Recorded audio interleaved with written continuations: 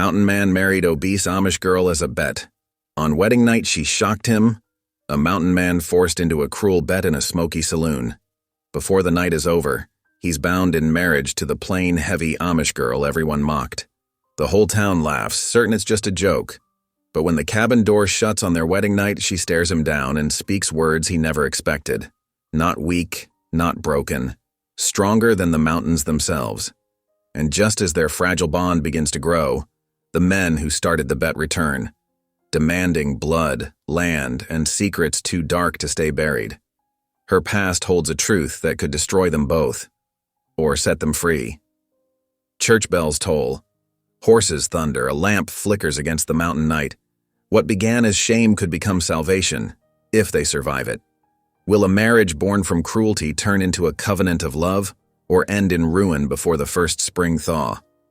Every time I see your comments, I'm reminded how stories connect us across distances, backgrounds, and hearts. If values like respect, courage, and compassion still guide you, then you're part of the story too. The Blue Nugget. Saloon. Blazed with lamplight against the February darkness, its windows glowing like cat's eyes in the bitter mountain night. Inside, the air hung thick with pipe smoke and the sharp tang of whiskey. Leo Hale hunched at a corner table, keeping to himself as he always did when supplies or pelts brought him down from his cabin to this mining town. His scarred fingers curled around the glass as he studied the amber liquid, trying to ignore the rowdy miners fresh off their shift. The din of their laughter and coarse talk echoed off the rough-hewn walls. Leo preferred the quiet of his mountain streams, where only the wind and water spoke. The saloon's bat-wing doors creaked open, letting in a gust of frigid air that made the oil lamps flutter. The usual chatter died as a strange figure stepped inside, a woman unlike any Leo had seen in these parts. She wore a plain black dress that fell past her ankles with a white cap covering her hair.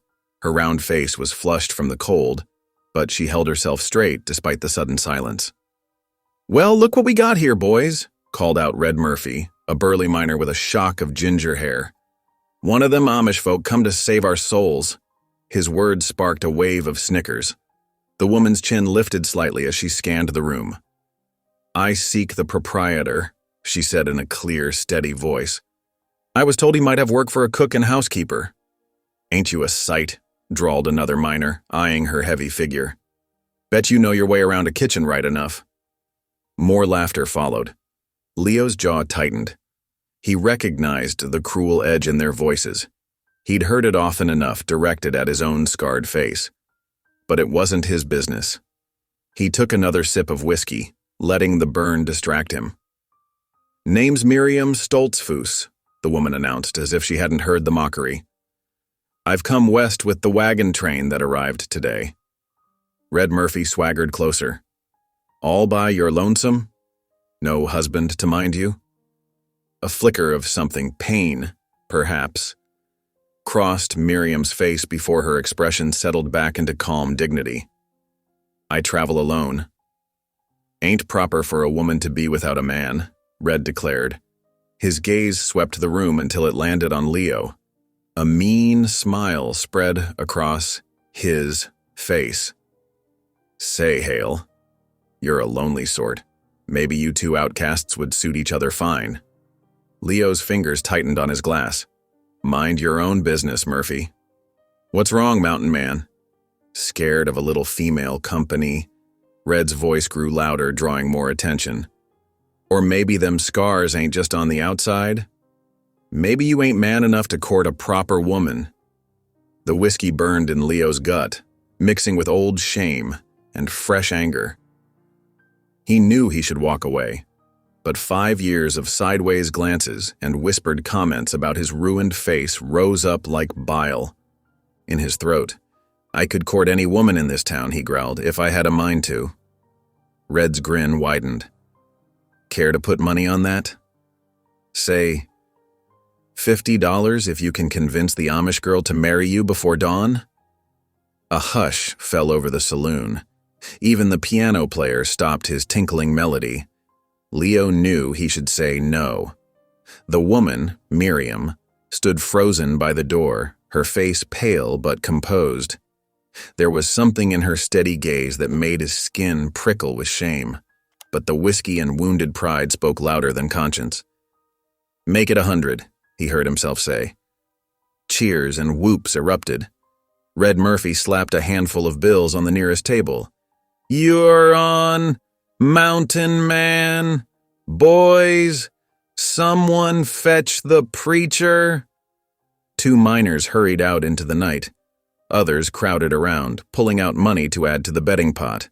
Leo rose unsteadily, his chest tight with the knowledge that he'd stepped into something he couldn't easily back away from. He approached Miriam, who hadn't moved from her spot by the door. Up close, he could see the fine tremor in her hands, though her voice remained steady when she spoke. "You mean to make sport of me, then?" The simple question hit him like a physical blow. It's just business," he muttered, unable to meet her eyes. "I see." She smoothed her skirts with practical movements. "And what do I receive from this business arrangement?" Leo hadn't expected that. He fumbled for words. "Half the money, and a roof over your head. I've got a cabin up in the hills. You offer marriage, not just shelter?" Her direct gaze made him want to shrink into himself. A true union before God and witnesses? "Yes," he said roughly, "if that's what you want." Something flickered in her eyes. Not hope exactly, but perhaps resignation tinged with determination. "Very well. I accept." A fresh round of hooting filled the saloon. Leo stood awkwardly beside Miriam as they waited for the preacher, his face burning with a shame that not even whiskey could dull. The woman's quiet dignity made him feel more monstrous than any mirror ever had. The preacher arrived within the hour, looking rumpled and confused. Someone had dragged him from his bed, and his collar sat crooked under his chin. But he carried his Bible and wore an expression of diplomatic concern. "Now, are you both certain about this?" he asked, glancing between Leo and Miriam. "Marriage is a sacred covenant, not to be entered into lightly." "We are certain," Miriam answered before Leo could speak. Her voice carried clearly through the now crowded saloon. The ceremony that followed felt surreal to Leo, like something happening to someone else. Lamplight gleamed on the brass spittoons and dusty bottles behind the bar as he repeated words about love and honor, his tongue thick with drink and regret. Miriam's responses came soft but firm, her hands steady as they clasped his rough ones. Red Murphy served as witness, his face split in a triumphant grin as he counted out the bet money. The other miners pressed close, their breath beer sour, treating the whole thing like a grand joke. But something in Miriam's expression kept their comments from growing too crude. When the preacher pronounced them man and wife, a ragged cheer went up. Someone shoved a bottle at Leo, but he pushed it away. The weight of what he'd done was starting to settle over him like winter frost. He turned to Miriam, his wife, he realized with a jolt of disbelief. "We should go," he managed to say. "There's a hotel down the street." She nodded once, gathering her small carpet bag. Leo collected the money from Red, trying not to see the mockery in the man's eyes. Then he guided Miriam through the crowd and out into the night, where their breath fogged in the starlight. The street lay empty and silent, their boots crunching on packed snow. Leo snuck glances at the woman beside him, wondering what madness had possessed him to bind himself to a stranger. Her face remained composed, but he noticed how tightly she gripped her bag. The hotel's windows glowed dimly ahead of them. Leo slowed his steps, the cold air clearing his head enough to feel the full weight of his shame. "I'm sorry," he said roughly. "This ain't how things should be done." Miriam didn't look at him. "No," she agreed quietly. "It is not. But what's done is done, and we must make our peace with it." Her words carried no blame, which somehow made him feel worse. They reached the hotel's front steps, and Leo stood awkwardly aside to let her enter first. The night clerk barely glanced up from his newspaper as Leo requested a room, clearly used to odd hours and stranger situations in a mining town. As they climbed the creaking stairs, Leo felt the distance between them like a physical thing, though they walked side by side. He had won his bet, but the victory tasted like ashes in his mouth. Something about Miriam's quiet strength made him feel small and mean, his scars more visible than ever in the dim hallway light. The hotel room door loomed before them, solid and real. Leo's hands shook slightly as he worked the key in the lock. Behind him, Miriam waited in silence, her carpet bag clutched close. The door swung open on darkness, and they stood frozen on the threshold, two strangers bound together by pride and desperation, neither quite ready to step into their new reality. The hotel room was small and sparse, with peeling wallpaper and a narrow bed pushed against one wall. A rickety dresser stood beneath a clouded mirror, and a single lamp waited unlit on its surface. The floorboards creaked under their feet as they entered. Leo hung back near the door, expecting Miriam to break down now that they were alone. He'd seen it before, women crying over less. But Miriam moved with quiet purpose, setting her carpet bag in the corner before reaching for the lamp. Her hands remained steady as she struck a match, adjusting the wick until warm light filled the room. The lamplight caught the angles of her face, revealing features that weren't pretty by common standards but held a certain strength. She wore no jewelry except a plain silver pin that fastened her black cape at the throat. Her movements were unhurried as she removed the cape and folded it carefully. Leo cleared his throat. "Listen," he said gruffly. "You don't have to. That is, I know this ain't real. You don't need to act like a proper wife." Miriam turned to face him fully. Her direct gaze made him want to look away, but something held him there. "I know why you did this," she said. Her voice was low but clear, touched with an accent he couldn't quite place. "The bet, the cruel jokes. I understand what drove you to it. But I am your wife now, and I will keep my vows, if you will keep yours." Leo stared at her, thrown off balance by her calm acceptance. He had expected tears, accusations, or at least bitter silence. Instead, she spoke of vows as if they meant something, as if words spoken in a saloon under lamplight could bind two souls together. "You can't mean that," he muttered to Skye. "This whole thing's a farce. You don't even know me." "I know enough," she replied. "I know you are a man who acted foolishly tonight, but not, I think, a truly cruel one. The rest, we will learn in time." Her simple faith made him feel like a fool. He ran a hand over his scarred face, suddenly aware of how he must look to her. Unshaven, smelling of whiskey, his clothes trail-worn and dusty. "You're better off not knowing more about me," he said roughly. "Come morning, we'll figure something out. Get this mess sorted." Miriam's expression didn't change. "I have made my choice," she said. "Unless you mean to break your word before God?" The question hung in the air between them. Leo thought of the miner's laughter, of Red Murphy's sneering face. He thought of the money in his pocket, won through mockery of this woman's dignity. Shame burned in his gut, sharper than whiskey. "No," he finally said. "I gave my word, for whatever that's worth." Miriam nodded once, as if something had been settled. She turned to her carpet bag and drew out a nightdress and a small prayer book. "I will prepare for bed now," she said. "Would you be so kind as to turn your back?"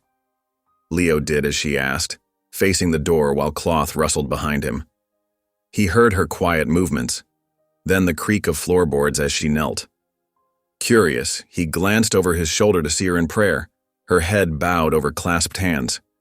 The sight stirred something uncomfortable in his chest, a memory of his mother kneeling just so, in the days before the fever took her. When Miriam rose, he gestured awkwardly to the bed. "Take it, I'll sleep on the floor." She looked like she might protest, but then simply nodded. "Thank you." Leo grabbed an extra blanket from the bed and made himself as comfortable as he could on the hard floor. He kept his boots on, a habit from too many nights in the wilderness. The lamp still burned, casting shadows on the ceiling. "Shall I extinguish the light?" Miriam asked. "Leave it," Leo said. "We'll need to leave early." He listened as she settled into the bed, the springs creaking softly. Despite his whiskey-clouded mind and the discomfort of his makeshift bed, sleep eluded him. He was too aware of Miriam's presence, of her steady breathing in the quiet room. The gravity of what he'd done pressed down on him like a physical weight. Dawn came too soon, seeping gray light through the threadbare curtains. Leo rose stiffly, his head pounding. Miriam was already awake, dressed in her plain dark clothes and cape, her hair neat under its white cap. She had somehow managed to wash her face and hands using the room's small basin. "We should go," Leo said, running fingers through his tangled hair, "before the whole town wakes up." But they weren't fast enough. As they stepped out of the hotel, a small crowd had already gathered. Workers heading to the mine stopped to point and whisper. Women hurrying to the market paused to stare.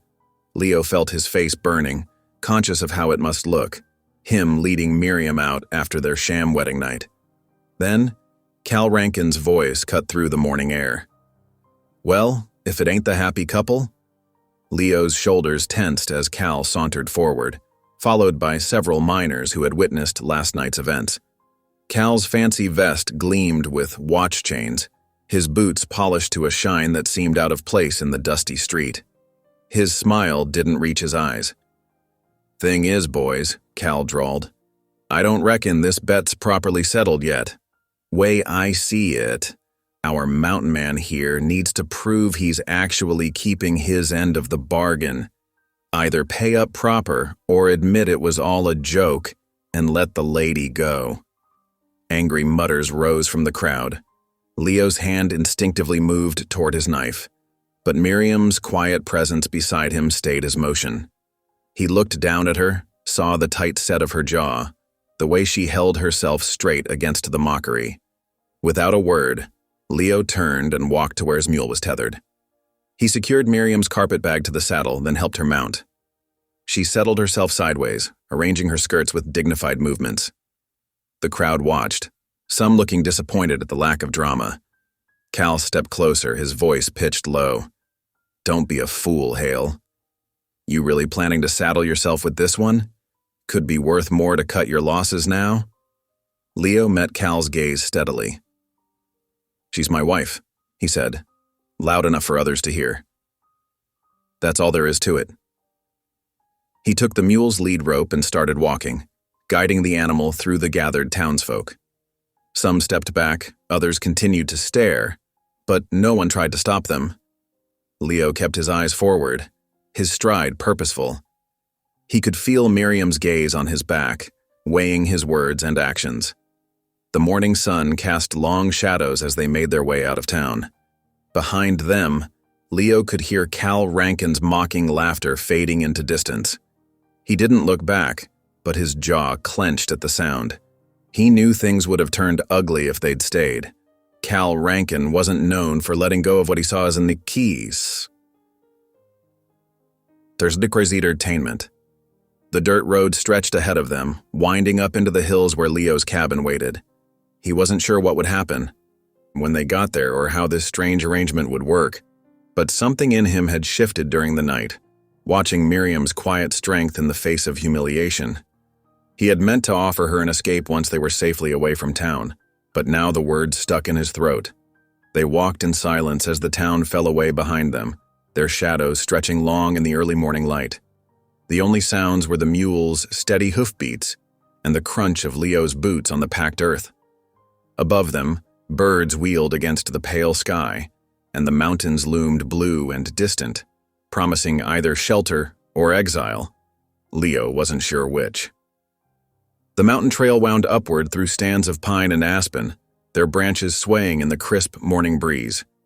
Leo walked ahead, leading the mule that carried Miriam, his boots crunching on scattered pine needles. Every few minutes he glanced back, expecting to see despair or regret on her face.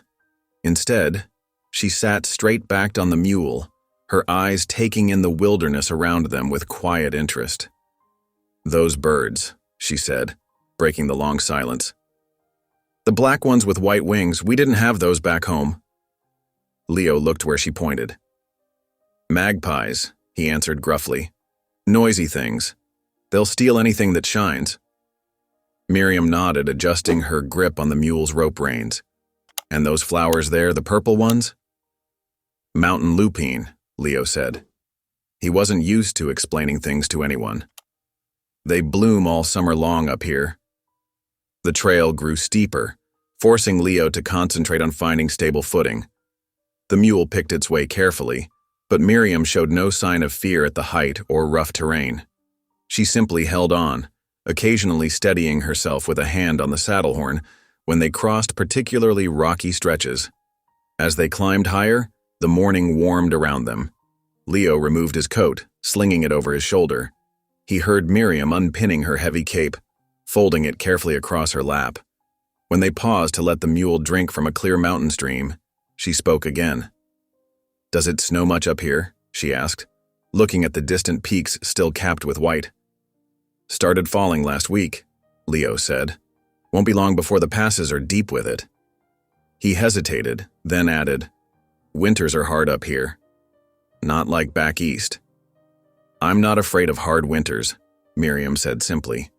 "We had those in Pennsylvania, too." Leo studied her for a moment, noting the quiet strength in her bearing. She wasn't what he'd expected, this woman who'd been the target of cruel jokes just hours ago. There was something solid about her, like the mountains themselves. They continued upward until the sun stood high overhead.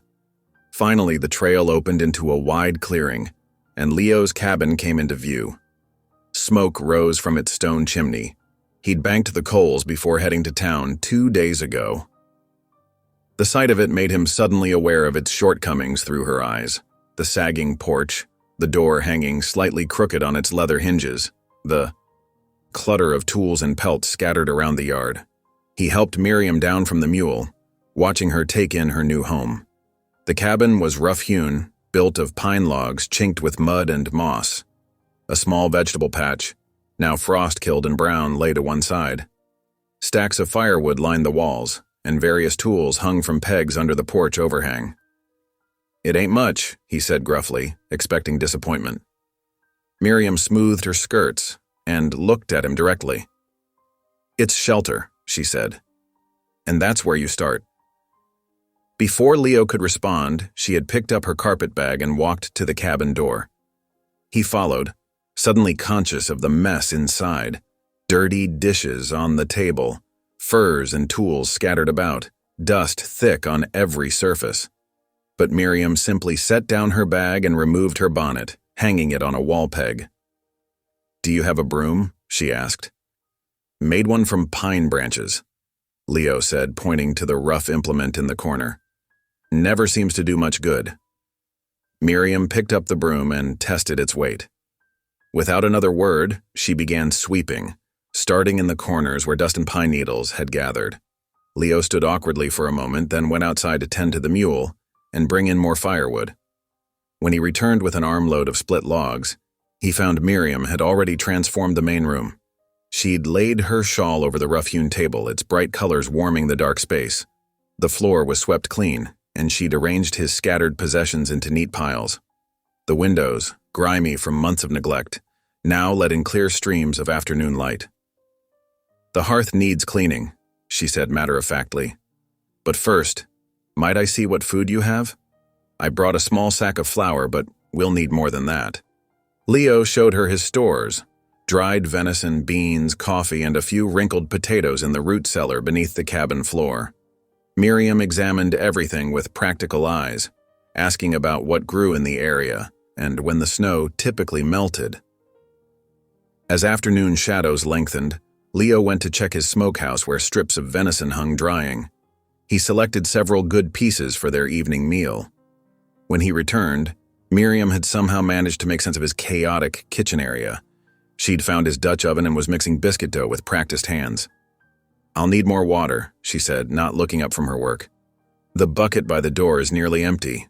Leo took the wooden bucket to the spring that bubbled up just behind the cabin. When he returned, Miriam had the biscuits ready for baking.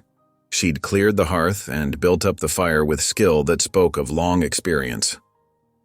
While the biscuits baked, Leo prepared the venison, seasoning it with wild herbs he'd gathered during the summer. The familiar task helped ease his discomfort at having another person in his space.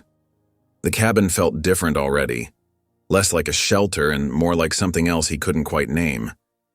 They worked in companionable silence as evening approached.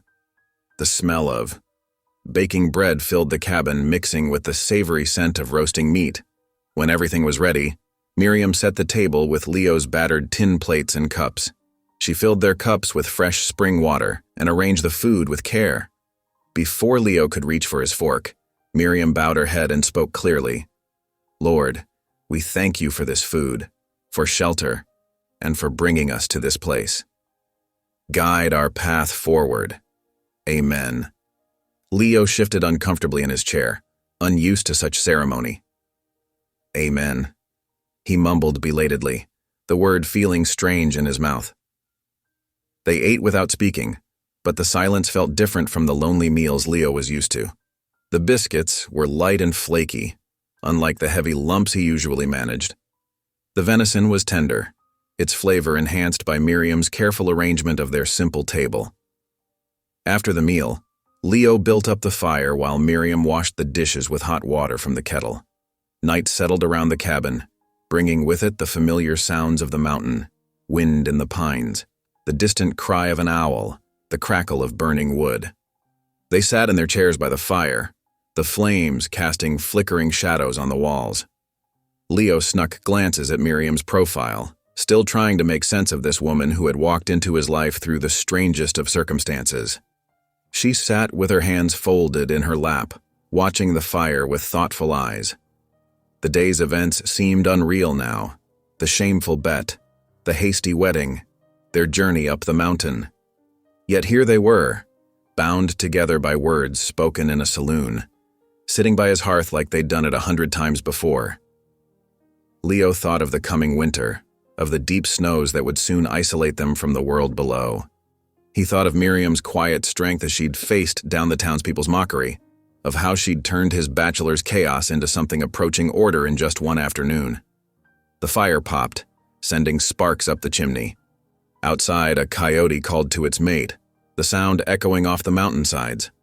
Neither Leo nor Miriam spoke, each lost in their own thoughts about the strange path that had led them here and the uncertain road that lay ahead. The first light of dawn crept through the frosted window panes, casting pale squares on the cabin's plank floor. Miriam woke to the sound of birds greeting the morning, their calls muffled by the thick glass. She lay still for a moment beneath the quilt she'd brought from Pennsylvania, listening to Leo's steady breathing from his bedroll near the hearth. The cold air nipped at her nose when she rose, but she dressed quickly in the dim light, pulling on her heavy wool stockings and plain dress with practiced movements. Her fingers found each button without needing to see them. Years of pre-dawn chores on her family's farm had taught her to move quietly in the dark. She padded to the hearth where coals still glowed beneath their blanket of ash. Using the poker, she carefully exposed them, adding small pieces of kindling until flames licked upward. The iron kettle hung from its hook nearby, and she filled it with fresh water from the bucket. While waiting for the water to heat, Miriam took stock of her new home in the growing light. The cabin was simple but sturdy, built to withstand mountain winters. Yesterday's cleaning had revealed good bones beneath the clutter. Her eyes fell on Leo's shirts, hung haphazardly on pegs, many showing tears and missing buttons. She retrieved her sewing kit from her carpet bag, precious needles, thread, and scissors she'd carried all the way from Pennsylvania. Selecting a worn blue shirt, she settled into the chair by the window where the strengthening light would aid her work. The kettle began to sing, just as Leo stirred. He sat up, blinking at the sight of her already at work, needle flashing in the early light. "You're up early," he said, voice rough with sleep. "The day starts when God sends it," Miriam replied, her needle steady as she closed a long tear in the shirt's sleeve. "There's hot water for washing if you'd like." Leo stood, stretching his tall frame. He moved to the doorway, watching her work with an expression she couldn't quite read. "Ain't necessary to mend those," he said finally. "They're just work shirts." "All things deserve care," Miriam said simply, tying off her thread. "Even work shirts." While Leo washed his face in the steaming water, Miriam continued her mending. The familiar rhythm of needle and thread soothed her, reminding her of quiet mornings in her family's farmhouse. The memory brought a familiar ache, but she pushed it aside. And this was her home now, however strange the path that had led her here. "Tell me about where you came from," Leo said suddenly, settling into the other chair with a cup of coffee. "Pennsylvania, you said?" Miriam nodded, selecting another shirt from the pile. "Lancaster County. My family had a farm there, corn, wheat, dairy cattle. Good land." She paused, then added quietly, "Until the fire." "Fire?" Leo prompted when she fell silent. "Lightning struck the barn 2 summers ago. The flames took everything, the barn, the house, and the deed box with all our papers." Her fingers moved steadily, patching a hole. "Without proof of ownership, we lost the land. My father had borrowed against it." Leo's face darkened. "The bank took it?" "They did what the law allowed," Miriam said without bitterness. "My parents moved in with my older brother's family, but there was no place for me there." "Because you weren't married?" Leo asked carefully. Miriam met his eyes steadily. "Because I was a burden. Too plain, too heavy, too old to be unmarried still. The community had already judged me lacking." She returned to her sewing. "So, I joined the wagon train west." Leo was quiet for a long moment, watching her work. Finally, he said, "Ain't right, judging folks that way." "No," Miriam agreed, "but it's the way of people sometimes." She held up the mended shirt, examining her work. "What of you? How did you come to these mountains?" Leo shifted in his chair, uncomfortable with the question. "Trapped my way here from Missouri," he said shortly. "Been at it 15 years or more. A lonely life," Miriam observed. "Suited me fine." Leo stood abruptly. "Need to stack more firewood before the snow comes. You might want to stay inside where it's warm." "I'll help," Miriam said, setting aside her sewing. 2 pairs of hands make lighter work." Leo looked like he might object, but instead shrugged. "Suit yourself." Outside, the morning air was sharp with frost. Their breath formed clouds as they walked to the woodpile. Leo demonstrated how to split the logs, his powerful swing sending the maul through the wood with practiced ease. "Like this," he said, handing her the tool. He clearly expected her to struggle with its weight. Miriam adjusted her grip, remembering long days helping her brothers with farm chores. The maul was heavy, but she'd handled similar tools before. She lined up her strike and brought it down cleanly, splitting the log in 2. Leo's eyebrows rose. "That ain't your first time splitting wood." "We heated with wood on the farm," Miriam explained, setting up another log. "Everyone worked, no matter their size or gender. The cold doesn't care who split the wood, only that it burns." They worked together through the morning, the steady rhythm of splitting and stacking creating a comfortable silence between them. Leo found himself impressed by Miriam's quiet competence. She wasn't as strong as him, but she was steady and efficient, never complaining about the work. By midday, they had a good stack of split wood under the porch overhang. Miriam's cheeks were pink from exertion, but her eyes were bright with satisfaction at the work accomplished. "You handle yourself well with tools," Leo admitted as they headed inside. "God gave us hands to work," Miriam replied. "And minds to learn how." The afternoon passed quickly. Miriam finished mending Leo's shirts while he checked his trap lines. When he returned, she had a pot of stew simmering over the fire, made from dried vegetables and venison. They ate in comfortable silence as darkness gathered outside. The stew was simple but filling, seasoned with herbs Miriam had found dried in Leo's stores. As she washed the bowls, she began to hum softly, an old hymn she'd learned as a child. Leo sat by the fire, listening to the gentle tune. Something stirred in his chest, an emotion he couldn't name. The sound filled the cabin's corners, softening its rough edges, making it feel more like a home than a shelter. When Miriam finished the dishes, she joined him by the fire, taking up her mending again. The firelight played across her face as she worked, highlighting the quiet dignity in her features. Leo found himself watching her hands, steady and sure with needle and thread, the same hands that had split wood without complaint that morning. "Thank you," he said suddenly, surprising himself, "for the mending and the stew." Miriam looked up, a small smile touching her lips. "You're welcome, Leo." Later, after Miriam had retired to her bed, Leo lay awake on his bedroll, listening to the pop and crackle of the fire. He thought about the way she'd handled them all, her quiet strength in the face of hard work. He thought about her story, the lost farm, the community that had rejected her, the courage it must have taken to travel west alone. Perhaps, he reflected, she wasn't the burden he'd feared when he'd made that foolish bet in the saloon.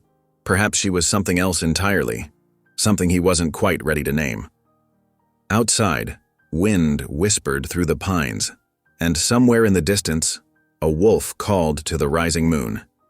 Leo lay there for a long time, thinking about strength and judgment, about loss and new beginnings, about how sometimes life's greatest gifts came disguised as cruel jokes in smoky saloons. The sound of Miriam's steady breathing from the other side of the cabin eventually lulled him toward sleep, and his last conscious thought was that tomorrow he might tell her about Missouri. Not everything, not yet, but something. It seemed only fair, given what she'd shared with him. The wagon wheels creaked as Leo guided the team down the rutted trail toward town. 5 days had passed since their unconventional wedding, and they needed supplies. Miriam sat beside him on the wooden seat, her back straight, despite the jolting ride. She'd tied her hair neatly beneath her white cap and wore her best dress, though best was relative after weeks of travel. "We don't have to do this," Leo said gruffly, noticing how she gripped her worn leather purse. "I could go alone." "I am your wife now," Miriam replied quietly. "I won't hide away like something shameful." Leo grunted, admiring her courage even as he dreaded what lay ahead. The morning sun cast long shadows across the trail, and frost still sparkled on fallen leaves. It would be a clear, crisp day, perfect for running errands if not for the reception they were likely to face. As they approached the town limits, Leo felt Miriam stiffen beside him. Windows opened as they passed, heads poking out to stare. On the boardwalk, women whispered behind their hands while men paused in their work to point and snicker. "Well, if it ain't the bet wife," called someone from the saloon doorway. "Still with him, are ya?" Miriam's chin lifted slightly, but she didn't respond. Leo's hands tightened on the reins, his knuckles white with suppressed anger. They pulled up in front of the general store. Leo jumped down first, then helped Miriam from the wagon. Her boots had barely touched the ground when the store's bell jangled, and Mr. Peterson, the proprietor, emerged with a smirk. "Come to do some shopping, have you?" he asked, his tone just shy of mocking. "We've got some lovely fabric, though the price has gone up lately. Supply and demand, you understand." "We understand fair prices," Miriam said evenly, following him inside. Leo trailed behind, watching as she moved purposefully through the store, selecting items with careful consideration: flour, coffee, lamp oil, a bolt of sturdy cotton. Peterson quoted prices well above normal for each item. Leo started to object, but Miriam touched his arm gently. "The prices are what they are," she murmured. "We'll manage." Her dignity in the face of such pettiness made Leo's chest ache. He watched as she examined the fabric, her practiced hands testing its weight and weave. Despite the inflated cost, she chose what they needed without complaint. "That'll be $8.50, Peterson announced with obvious satisfaction. It was nearly double what the goods should have cost. Before Leo could protest, a commotion erupted outside. The store's door burst open, and a young woman rushed in, her face streaked with tears. In her arms, she carried a child of perhaps 3 years, whose face was flushed with fever. "Please," the woman sobbed. "Has anyone seen the doctor? Tommy's burning up, and Dr. Wilson's gone to the mining camp." The townspeople gathering in the doorway shuffled uncomfortably. The nearest other doctor was 2 days' ride away. "Let me see him," Miriam said, stepping forward without hesitation. The young mother drew back slightly, uncertain. I don't know. I have experience with fevers, Miriam assured her. Please, let me help. Something in Miriam's steady gaze must have convinced her, because she nodded, allowing Miriam to feel the child's forehead. He's very hot, Miriam observed. How long has he been like this? Since yesterday evening, the mother replied. I tried cool compresses, but nothing helps. Miriam turned to Peterson.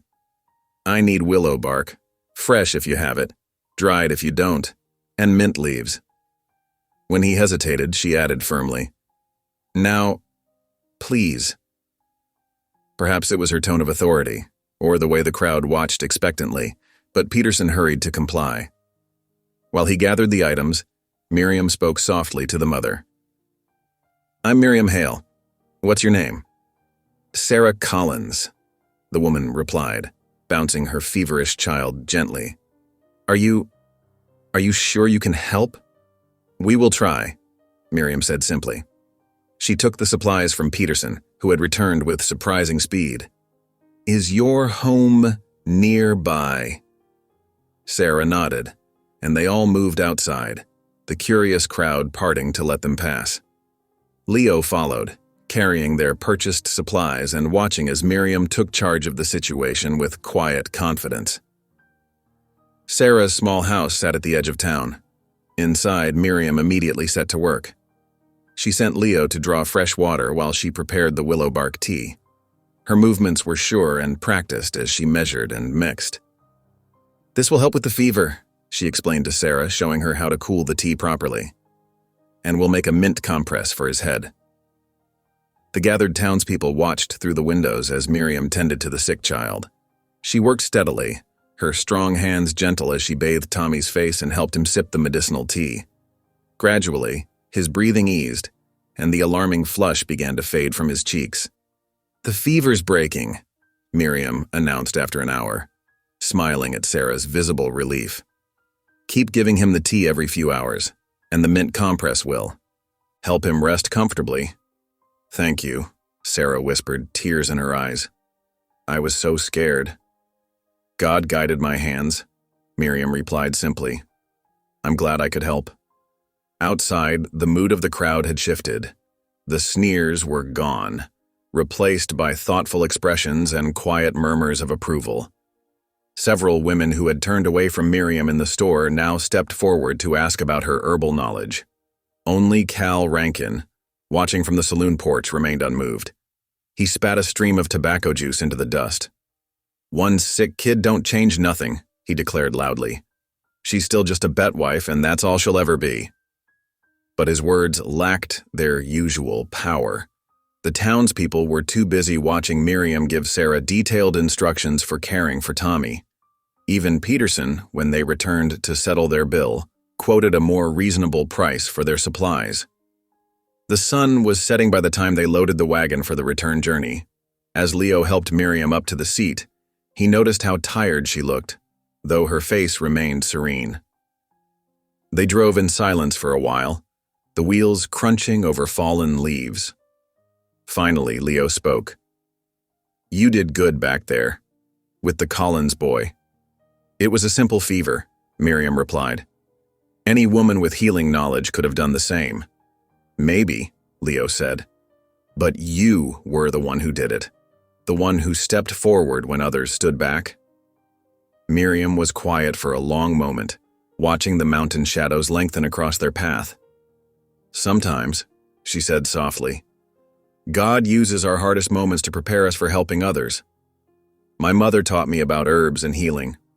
I never thought those lessons would matter here, so far from home. Leo glanced at her profile in the fading light. The woman they'd mocked as useless had proven herself more valuable than any of them. Pride stirred in his chest, not for himself, but for her quiet strength, her unfailing dignity in the face of cruelty. When they reached the cabin, Leo insisted on unloading the wagon himself while Miriam rested. She sat in her chair by the fire, her hands folded in her lap, lost in thought. Reckon some of them might treat you different now, Leo ventured as he stacked the supplies. Perhaps, Miriam agreed. But that's not why I helped. A child was sick. Nothing else mattered. Leo nodded, understanding. She hadn't acted to prove herself or change minds. She'd simply done what was right, letting her actions speak louder than any words could. They ate a simple supper of cornbread and beans, both tired from the day's events. As Miriam cleared the dishes, she hummed softly, the same hymn she'd sung before, its gentle notes filling the cabin with peace. Days stretched into weeks as autumn's golden light touched the mountain slopes. Life at the cabin settled into rhythms as natural as the changing seasons. Each morning, Leo woke before dawn to find Miriam already up, stoking the fire and setting water to boil. They shared breakfast in comfortable silence before heading out to face the day's work. Together. On this crisp morning, Leo led Miriam along a well-worn trail through the pines. Frost crunched beneath their boots as he showed her how to check the trapline he'd set the previous evening. "Watch your step here," he cautioned, helping her over a fallen log. "And always approach from downwind, so your scent don't spook the game." Miriam listened intently, her breath visible in the cold air. "How do you know where to place them?"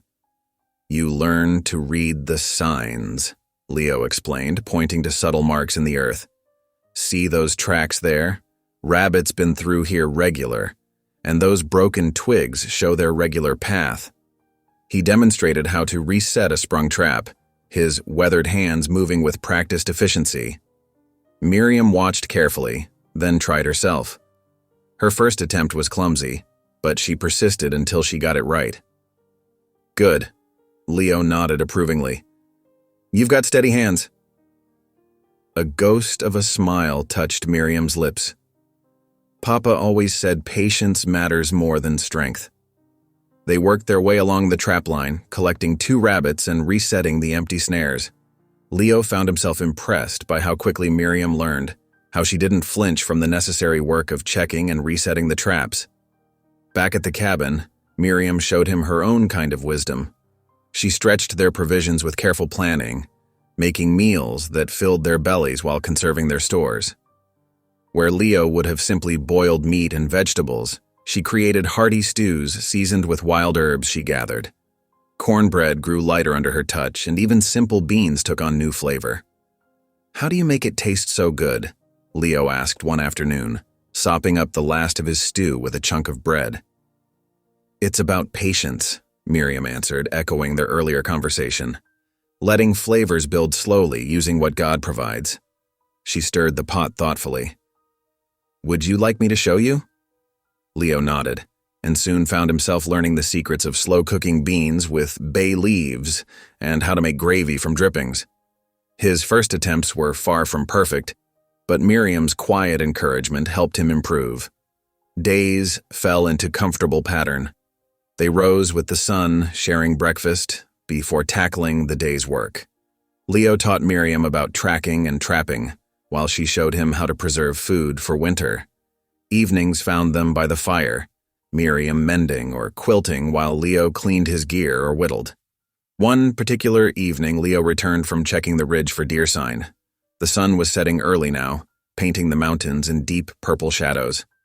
As he approached the cabin, golden lamplight spilled from the windows, welcoming him home. Inside, the familiar scent of cooking greeted him, but something was different.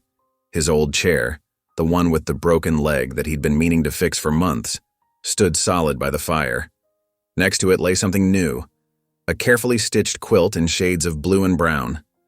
Miriam stood from where she'd been tending the stew pot. "Welcome home," she said softly. Leo ran his hand over the repaired chair, testing its strength. The mend was solid, better than he could have done himself. "You fixed it?" "Yes." "And?" She gestured to the quilt.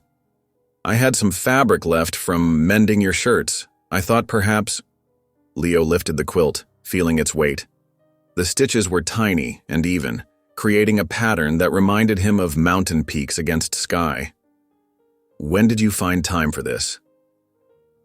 "I worked on it in the evenings after you slept." Miriam's cheeks colored slightly. "I wanted to surprise you." Something caught in Leo's throat as he looked around the cabin. What had once been just shelter had transformed under Miriam's care. The rough walls now held neat shelves for dried herbs and preserves. Clean curtains framed the windows, and the floor was swept smooth. Every surface spoke of attention and care. "I don't know what to say," he managed finally. "Thank you." Miriam stepped closer, her eyes warm in the lamplight. "You have given me shelter," she said simply. "I will give you a home." The words struck deep, making Leo's chest tight. He sank into the newly mended chair, the quilt in his lap, overcome by the simple grace of her gift.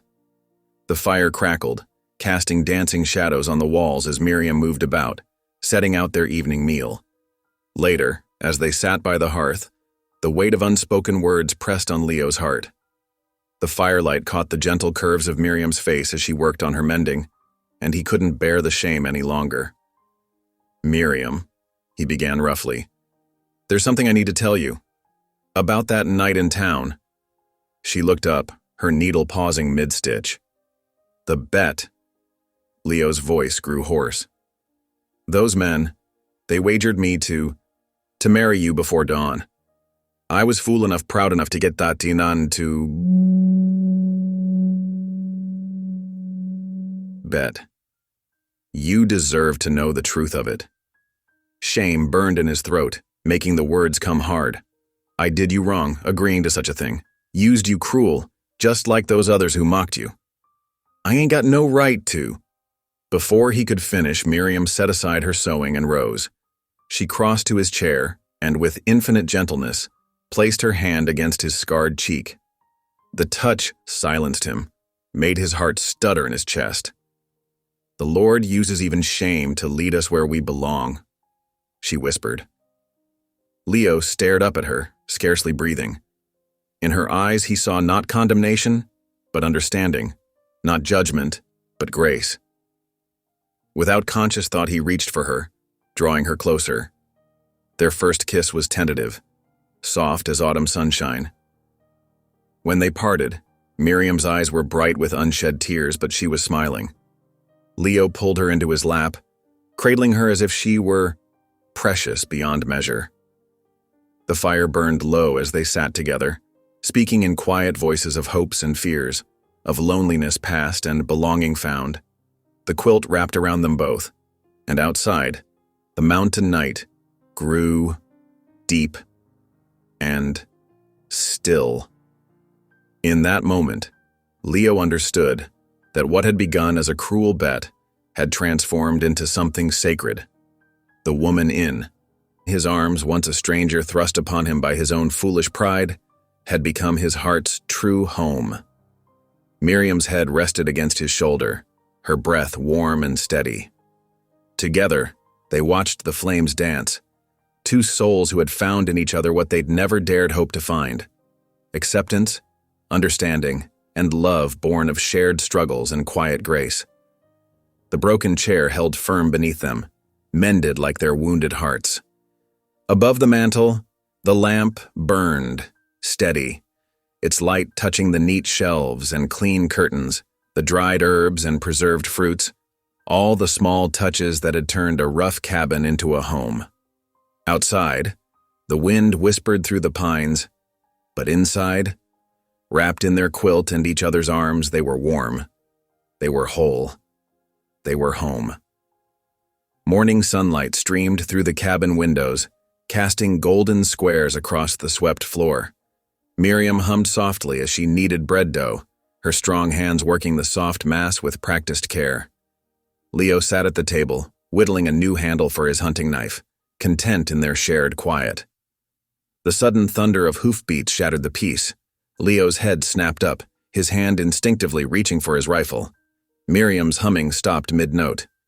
"Stay inside," Leo ordered, moving to the door. A lone rider approached through the morning mist, his horse's flanks dark with sweat. Leo recognized him as young Tommy Wells, one of the telegraph operator's sons. The boy reined his horse to a stop, dust swirling around the animal's legs. "Message for you, Mr. Hale," Tommy's voice cracked with nerves as he thrust out a folded paper. Cal Rankin said it was urgent like. Leo took the note, his scarred face hardening as he read. Behind him, he heard Miriam's soft footsteps approaching, despite his warning to stay inside. "Much obliged, Tommy," Leo said gruffly, pressing a copper penny into the boy's hand. "Best head on back now." They watched the rider disappear down the trail before Leo unfolded the paper fully. Miriam stood close, her shoulder brushing his arm as she read alongside him. The message was brief but clear. $200 owed on our wager. Pay by week's end, or I'll take your claim. The law's on my side in matters of gambling debt. Cal Rankin. Leo's hands clenched, crumpling the paper's edges. "That's Snake," he growled. "He knows I ain't got that kind of money." Miriam's face had gone pale, her fingers twisting in her apron. "Leo," she whispered, "there's something you need to know about Cal Rankin." He turned to her, caught by the tremor in her voice. "Let's go inside," she said softly. "Please." Back in the cabin, Miriam moved mechanically, covering the rising bread dough with a cloth. Her hands shook slightly as she wiped them clean. "Cal found me the day I arrived with the wagon train," she began, her voice barely audible. "He recognized my name, said he had kin in Pennsylvania, who told him about my shame." Leo sat very still, watching her face in the morning light. "7 years ago, Miriam's voice caught. She pressed her hands flat against the table to steady them. "I bore a child out of wedlock, a little girl. She lived only 3 days." Tears spilled down her cheeks, but she continued, her words coming faster now. "The man who fathered her disappeared when he learned I was with child. My community cast me out. They said I had brought shame on them all." Leo's throat tightened with anger, not at her, but at those who had judged her so harshly. "Cal has been threatening to tell everyone," Miriam confessed. "He said he would make sure the whole territory knew about my past, about my baby. He's been demanding money to keep quiet." "How long?" Leo's voice was rough with suppressed rage. "Since before our wedding night. It's why I agreed so readily to marry you," she admitted, fresh tears falling. "I thought being a wife might protect me from his threats, but now I fear my shame will destroy you too." Leo stood abruptly, his chair scraping against the floor. He paced the small cabin, his hands clenching and unclenching. "No," he said finally, turning to face her. "No, Miriam. Your past ain't no shame. That baby was innocent and so were you. The only shame belongs to the man who abandoned you and those who turned their backs." Miriam's shoulders shook as she wept. "But Cal will tell everyone. He'll ruin what we've built here." Leo crossed to her in 2 strides, kneeling beside her chair. "Look at me," he said gently. She raised her tear-stained face. "I don't care what Cal Rankin or anyone else says about your past. You're my wife now. The only thing that matters is who you are today, the strongest, kindest woman I've ever known." "But the land," she protested. "He'll take our home. Let him try." Leo's jaw set hard. "I'll fight him." "No!" Miriam grabbed his hands. "Please, no violence. There must be another way." Leo wanted to argue, to tell her that men like Cal Rankin only understood force. But the fear in her eyes stopped him. He remembered how she had faced down the townspeople's mockery with quiet dignity, how she had won their respect through gentle service rather than confrontation. The afternoon light was fading when they finally sat down to their evening meal. The bread Miriam had been kneading that morning sat fresh-baked on the table, alongside a simple broth made from yesterday's rabbit. Leo watched his wife bow her head in prayer, her voice steady despite the day's turmoil. The lamp's glow caught the silver threading their right over her dark hair, and his heart swelled with fierce protectiveness. "Miriam," he said when she finished her prayer, "I promise you this. I won't let Cal Rankin destroy our home. But I'll find a way that don't bring more violence. You have my word." She reached across the table, taking his rough hand in her work-worn one. Their fingers interlaced, holding tight to each other as the evening shadows lengthened outside. "We'll face this together," she said softly. "Whatever comes." Leo squeezed her hand, marveling at how their forced marriage had grown into something so precious. The woman across. From him was no longer the stranger he'd wed on a foolish bet, but his partner, his comfort, his home. They sat in companionable silence, sharing bread and broth, their clasped hands a bridge across the table. Outside, a whippoorwill called in the gathering dusk, its lonely song a reminder of all they had to lose, and all they had gained. The threat of Cal Rankin hung heavy in the air, but in that moment, their union felt stronger than any danger. Whatever scheme their enemy was plotting, he would find them united, drawing strength from each other's faith and courage. As night settled over the mountain, Leo and Miriam remained at the table, hands joined, hearts beating as one. Tomorrow would bring its own battles, but for now they had this: their shared meal, their quiet love, their determination to protect the life they were building together. Dawn painted the mountain peaks with pale light as Leo saddled his horse. The air held the sharp bite of approaching winter, and frost glittered on the cabin's rough-hewn logs. Miriam stood in the doorway, her shawl pulled tight against the morning chill. "Be careful," she said softly, handing him a bundle wrapped in clean cloth. "I packed cornbread and dried venison." Leo tucked the food into his saddlebag, his movements deliberately slow. He didn't want to leave her alone, but they needed answers. "Bar the door while I'm gone," he instructed. "Don't open it for nobody but me." Miriam nodded, her face calm despite the worry in her eyes. "I'll be fine. Just ... She reached out, touching his arm. "Remember what we talked about? No violence, Leo. Promise me." "I promise." He covered her hand with his own for a moment before mounting up. The horse shifted beneath him, eager to move in the cold air. Miriam's voice followed him as he rode away. "I'll keep the lamp burning." The town sprawled in the valley below, morning smoke rising from chimneys into the pale sky. Leo's jaw tightened as he approached. Usually, he avoided town, preferring the quiet of his mountain trails. But today he had no choice. The streets were already busy with miners heading to work and merchants opening their shops. Several people stopped to stare as Leo rode past, no doubt wondering what brought the reclusive mountain man to town. He ignored them, directing his horse straight to the saloon where Cal Rankin held court most days. Sure enough, Cal sat at his usual table, dealing cards to a couple of railroad workers. He looked up as Leo entered, a mocking smile spreading across his face. "Well, if it ain't the newlywed," Cal drawled. "Come to settle your debt?" Leo approached the table, keeping his hands visible and away from his gun. "We need to talk, Rankin, about these claims you're making." Cal's smile widened. "Ain't claims, friend. They're facts."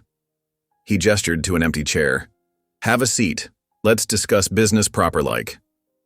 The saloon had grown quiet, other patrons watching with poorly concealed interest. Leo sat, his back straight, eyes fixed on Cal's face. $200 is the agreed amount, Cal said, shuffling his cards with practiced ease. "Though I reckon that plain bride of yours ain't worth half that." Leo's hands clenched under the table, but he kept his voice steady. "Show me proof of this debt. Real proof. Not just your word." "Funny you should ask." Cal reached into his vest pocket and withdrew a folded document. "Got it right here, all official with witnesses and such." He spread the paper on the table between them.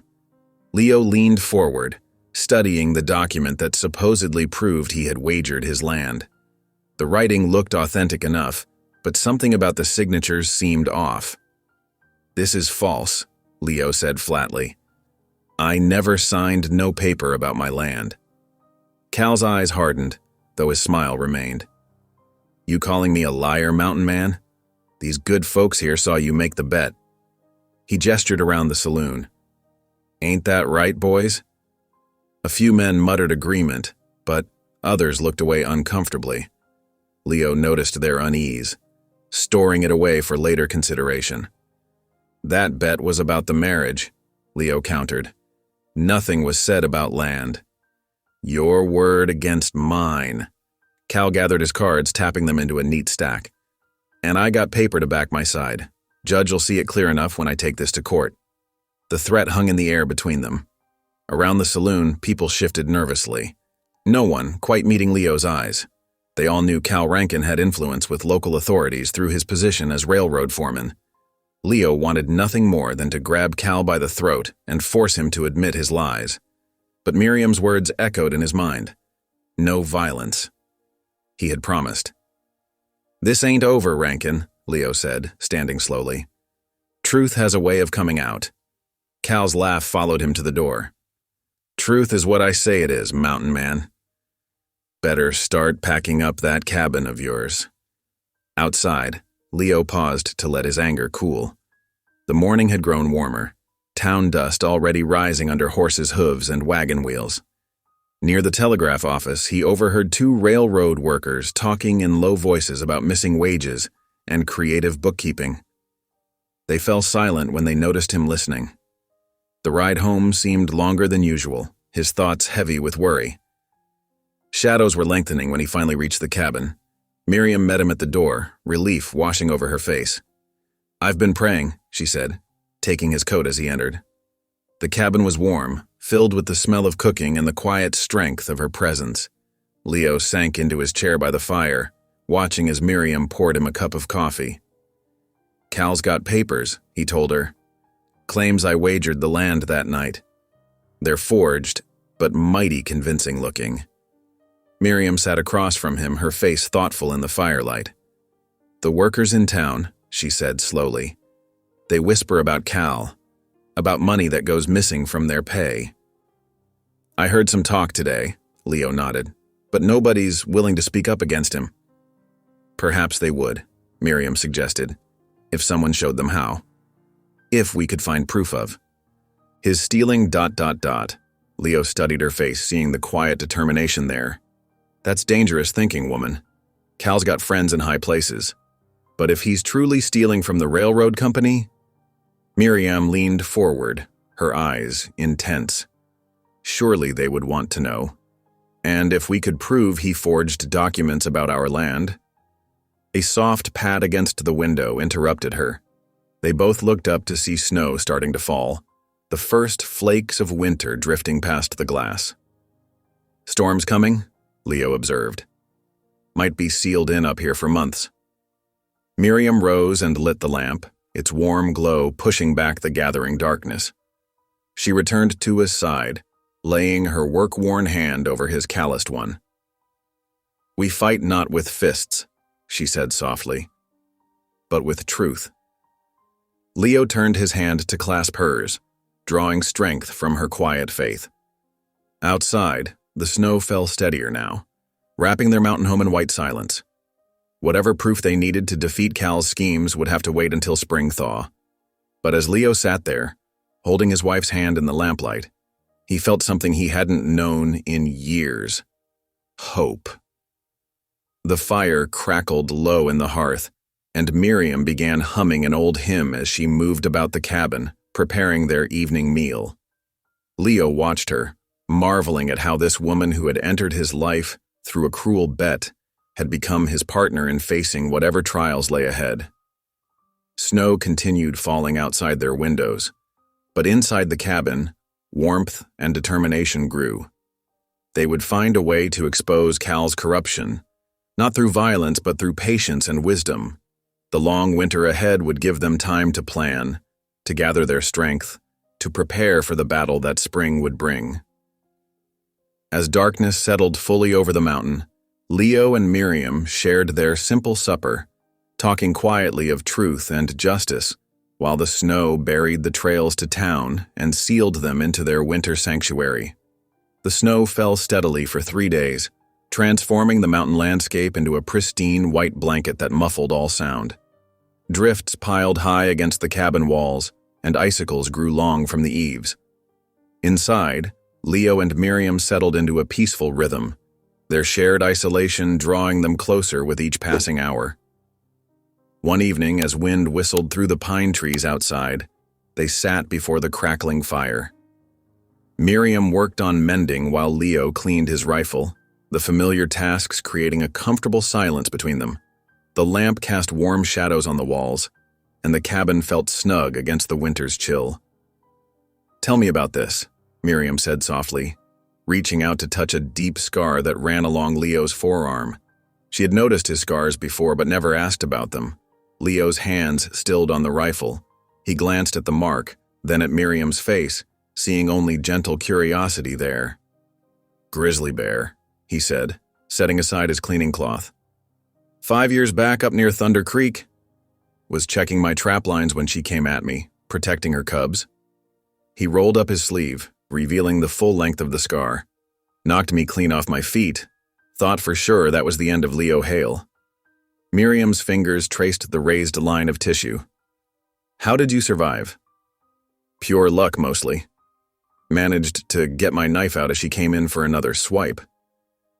He shook his head at the memory. "After that, I learned to be more careful about checking for bear sign before setting traps." "The Lord must have had plans for you," Miriam said, her hand still resting on his arm. Leo covered her hand with his. "Reckon he did, though I didn't see it then. Spent too many years alone up here, nursing my hurts and hiding from people." "I understand about hiding," Miriam said. She set aside her mending and began to hum softly, a haunting melody that filled the cabin. "That's pretty," Leo said when she finished. "Never heard you sing before." A shadow crossed Miriam's face. "In my community, they said my voice was too loud, too proud. Women were to be quiet, especially ones like me who had fallen." She smoothed her skirt, a nervous gesture. "But I couldn't stop the songs in my heart. Even after they cast me out, I would sing to myself while working quiet-like so no one would hear." Leo shifted closer to her. "Sing for me now? Ain't nobody here to judge?" Miriam hesitated, then began singing an old hymn. Her voice, rich and clear, rose to the cabin's rafters. Leo closed his eyes, letting the music wash over him. When the last note faded, he opened them to find tears on Miriam's cheeks. "Been so long since I could sing free," she whispered. Leo reached up and brushed away her tears with his thumb. The tender gesture became a caress, his calloused hand cupping her cheek. Miriam leaned into his touch, her eyes meeting his with trust and something deeper. "You're the bravest woman I've ever known," Leo said hoarsely. "Coming west alone, bearing folks' cruel words, making a home with a scarred old mountain man." "Not so old," Miriam smiled. "And your scars only show what you've survived." Their faces drew closer, breaths mingling in the firelit air. When their lips met, it wasn't like their first kiss by the fire days ago. This one held no hesitation, no lingering doubt. Leo's arms encircled Miriam, drawing her against his chest, while her hands slid up to tangle in his hair.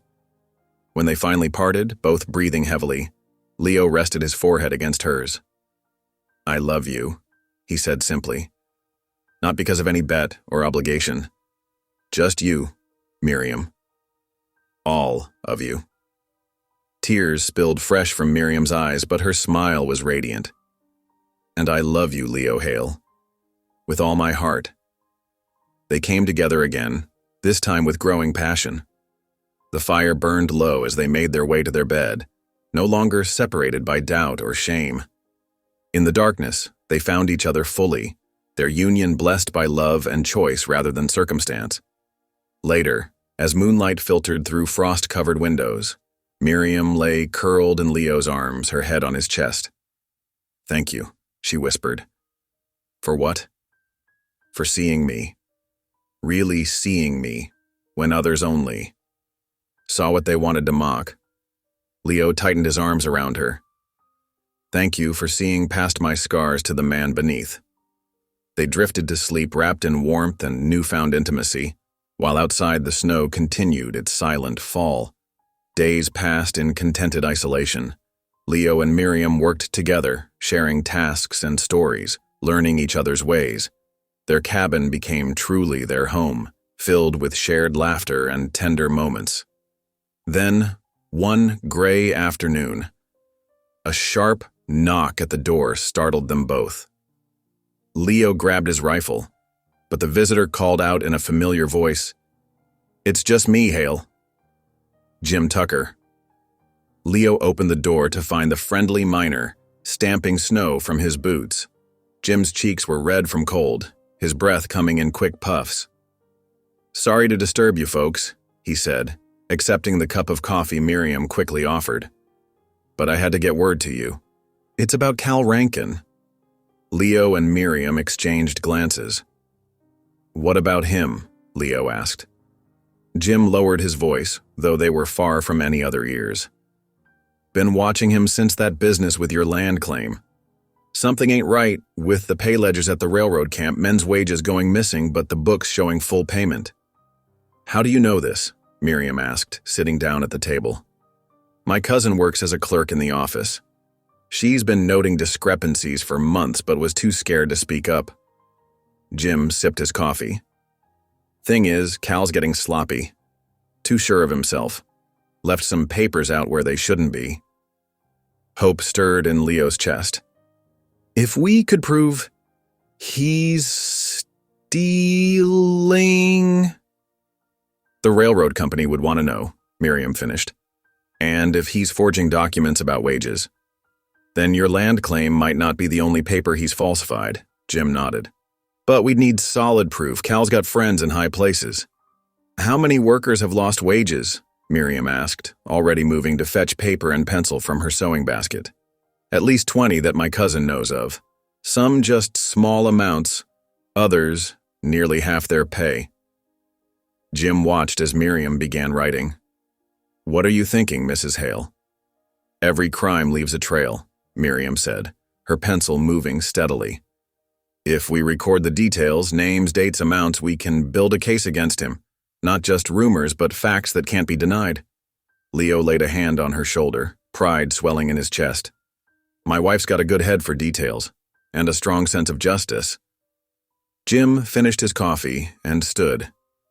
"I'll try to get more information from my cousin. But be careful. Cal's been asking questions about you two, wondering if you're still up here." After Jim left, Miriam continued writing by candlelight, recording everything he had told them. Leo watched her work, seeing the determination in her eyes. "We'll need more than one man's word," he said quietly. "Then we'll gather more," Miriam replied, not looking up from her notes. "The truth will come out, Leo. We just have to be patient and thorough." The candle burned low as Miriam wrote, her neat script filling page after page. Outside, the snow had stopped, leaving the mountain world still and white. But inside the cabin, hope flickered like a flame, growing stronger with each word Miriam recorded. Leo watched his wife work, marveling at how the woman he had married on a cruel bet had become his partner in seeking justice. Whatever came next, they would face it together, their love forged in winter's isolation and strengthened by shared purpose. The morning sun broke through thinning clouds, melting patches of snow into glistening puddles. Leo stood at the cabin door, studying the rutted trail that led down to town. After weeks of heavy snow, the path looked passable, though muddy. "We need supplies," Miriam said from behind him, her voice matter-of-fact. "The flour's nearly gone and we're down to our last candle." Leo nodded, though worry creased his brow. "Reckon you're right. But I don't like taking you into town with Cal and his bunch still riled up." "I won't hide forever," Miriam replied, already gathering her shawl. "Besides, 2 sets of eyes are better than 1 for watching trouble." The ghost of a smile touched Leo's lips. His wife's quiet courage never failed to move him. He checked his revolver before strapping it on, hoping its presence would be enough to keep Cal's men at bay. They hitched the wagon in silence, both aware of the risks ahead. Miriam sat straight-backed on the wooden seat, her plain dress and bonnet a stark contrast to Leo's buckskins. As they descended the mountain trail, Leo couldn't help but marvel at how natural it felt now, having her beside him. The town came into view through bare trees, a scattered collection of wooden buildings and muddy streets. Smoke rose from chimneys, and the telegraph office's wire hummed in the crisp air.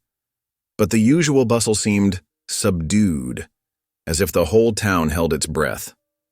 Eyes tracked their progress down the main street. Miners paused in their work, women whispered behind raised hands, and children stopped their play to stare. Leo felt Miriam stiffen beside him, though her face remained calm.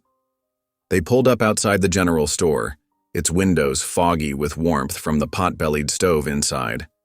Leo helped Miriam down, his hand lingering protectively at her elbow. The store bell jangled as they entered. Mr. Peterson, the shopkeeper, barely looked up from his ledger. "State your business and be quick about it." "Need supplies," Leo said shortly. He began listing items while Miriam moved quietly through the shelves, selecting what they needed with careful economy. A young clerk Leo didn't recognize was stocking shelves nearby. The boy kept glancing their way, his movements jerky with nervous energy. As Leo passed close by, reaching for a box of ammunition, the clerk stumbled deliberately against him.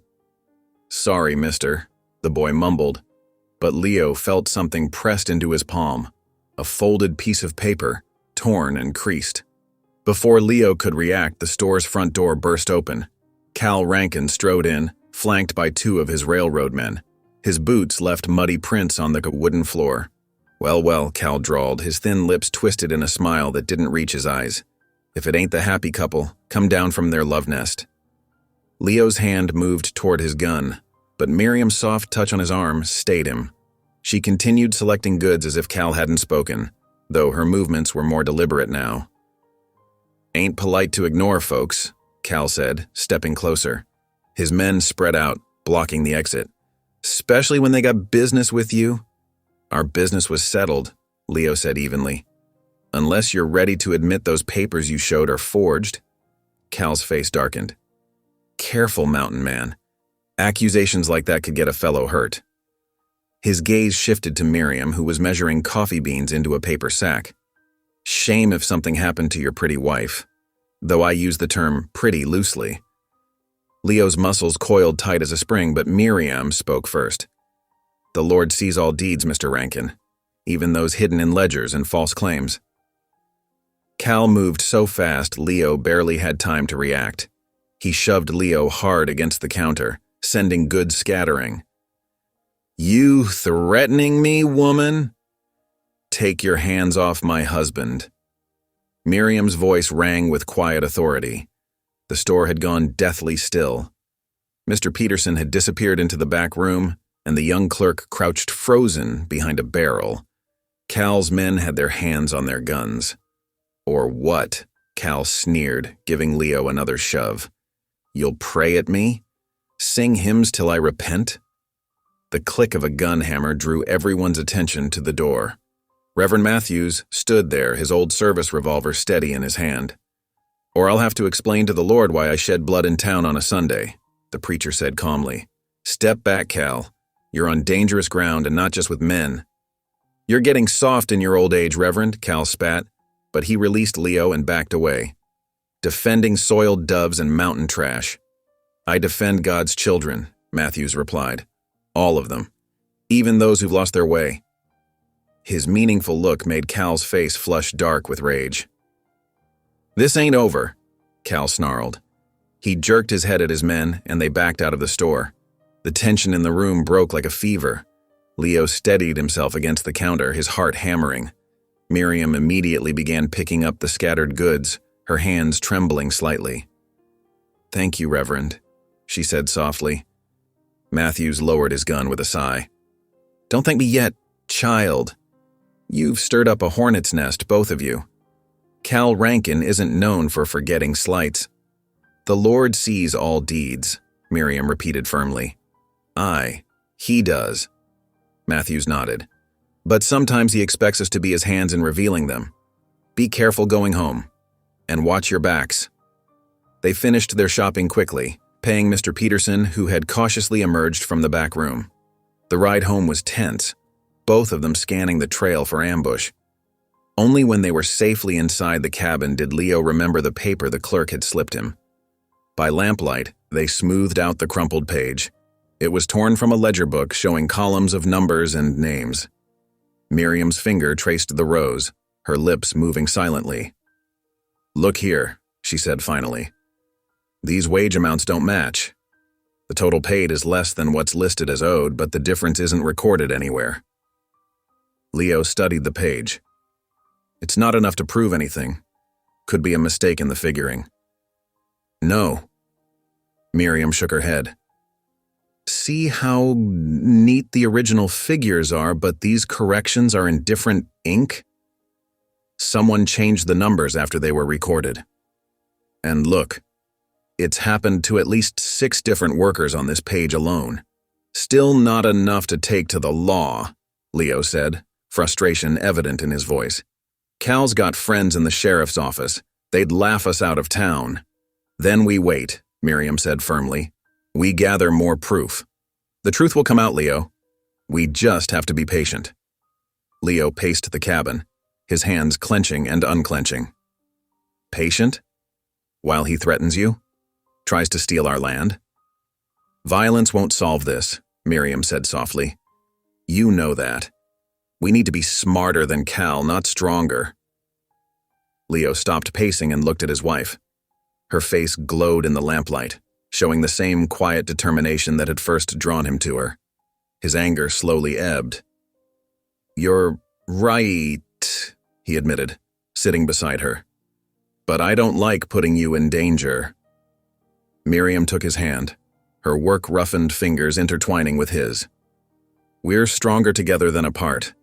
The Lord brought us together for a reason, even if it started with a cruel bet." Leo pulled her close, breathing in the clean scent of her hair. Outside, a cold wind rattled the cabin's windows, but inside was warm and sure. They had proof now, however small, that Cal's corruption went deeper than personal spite. It wasn't much, but it was a start. Together, they watched the lamp flame dance, each lost in thought about the confrontation to come. But for now, they had this moment of peace, this certainty of rightness in their cause. Whatever Cal Rankin planned, they would face it together. The morning sun cast long shadows across the cabin floor as Miriam kneaded bread dough on the rough wooden table. Her strong hands worked the soft mass rhythmically, each push and fold a meditation. Leo watched from his chair by the fire, noting how the light caught the fine wisps of hair that had escaped her cap. "Are you certain about going to town today?" he asked, his voice gruff with concern. Miriam didn't pause in her kneading. "Sarah Miller's little one still needs checking, and I promised her bread." Her tone was gentle but firm. "Fear cannot rule our days." "Ew, Leo." He nodded, though his jaw remained tight. Rising, he helped her wrap the fresh loaf and pack a basket with the chicken broth she'd made at dawn. The routine of their morning together felt peaceful, despite the tension hovering just beyond their door. The ride into town was quiet, broken only by the steady clip of hooves on the packed earth. Miriam sat straight in. The wagon seat beside Leo, her plain dress and cap pristine despite the dusty road. As they passed the first buildings on the outskirts, heads turned to watch their progress. "Look at her, acting like she belongs," came a whisper from the mercantile porch. But then something unexpected happened. Mrs. Peterson, the shopkeeper's wife, lifted her hand in greeting. "Good morning, Miriam," she called clearly, defying the whispers. "Beautiful day. The Lord has given us." Miriam's face brightened. "Indeed he has, Mrs. Peterson. How is your garden coming along?" "The peas are sprouting nicely thanks to that advice you gave about the timing." The older woman's smile was genuine. They continued on, and Leo noticed more changes. The blacksmith touched his hat respectfully. A group of children waved from their play. Even old Mr. Jenkins, who rarely acknowledged anyone, gave a grudging nod. At the Miller's small house, Sarah came running out before they could even climb down from the wagon. "Oh, Miriam, I'm so glad you've come. Little Beth has been asking for you." The young mother's face was drawn with exhaustion, but her welcome was warm. Leo helped Miriam down, then stood awkwardly as the women embraced. "I've brought fresh bread and broth," Miriam said, lifting her basket. "And some of those herbs we talked about last time." Inside the modest home, 4-year-old Beth sat up in her bed, her face lighting up at the sight of Miriam. Though the fever had broken, the child was still weak. Miriam settled beside her, speaking softly as she smoothed the girl's tangled hair. "Would you like to hear a song my mama taught me when I was small?" Miriam asked. When Beth nodded eagerly, Miriam began to sing a simple hymn about God's care for little children. Her voice was clear and sweet, filling the small room with comfort. Sarah Miller wiped tears from her eyes. "I don't know what we would have done without you," she whispered to Leo, who had lingered in the doorway. The doctor was 3 days' ride away when Beth took sick. Miriam saved her life. Leo's chest swelled with pride, though he only nodded gruffly. He watched as Miriam showed Sarah how to prepare the herbs for tea, explaining each step with patient care.